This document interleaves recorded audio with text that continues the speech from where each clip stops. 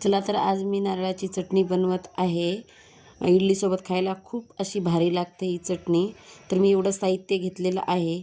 मी याच्यामध्ये 4-5 हिरव्या मिरच्या घेतल्या आहेत, शेंगदाणे घेतले आहेत आणि डाळवा घेतला आहे आणि लसणाच्या 4-5 पाकळ्या घेतल्या आहे, कोथिंबीर घेतली आहे आणि 1 वाटी नारळ घेतला आहे। तर तुम्ही बघू शकता याच्यामध्ये आपल्याला चवीपुरतं मीठ टाकायचं आहे। मिक्सरमधून एकदम बारीक असं पेस्ट बनवून घ्यायचं आहे आणि आपल्याला हे थोडंसं जाडसरच ठेवायचं आहे।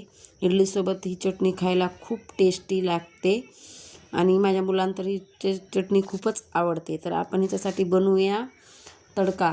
तर मी पॅनमध्ये 2 चमचे तेल टाकलं आहे, 1 चमचा मोहरी टाकली आहे, थोडंसं आपल्याला जिरा टाकायचं आहे आणि आपल्याला उडदाची डाळ थोडीशी टाकायची आहे याच्यामध्ये आणि कढीपत्ता। हे चांगलं व्यवस्थित करून आपल्याला हे तडका द्यायचा आहे। तर तुम्ही बघू शकता किती छान असा तडका बसला आहे। तर ही चटणी खायला खूप मस्त लागते। जर तुम्हाला आवडली असेल तर प्लीज मला लाईक करा आणि कमेंट